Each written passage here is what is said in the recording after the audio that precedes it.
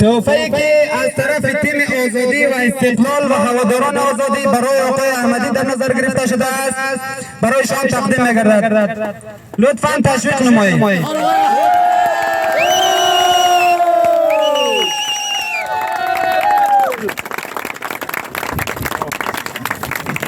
همچنان یک تقدیرنامه از طرف اعضای تیم درخشان که آقای احمدی بسیار زحمت کشیده در این تورنمنت، پا به پای ما زحمت کشیده و ما را همراه بوده. لطفاً برایشان دست بزنید. تقدیم می‌گردد با آقای احمدی.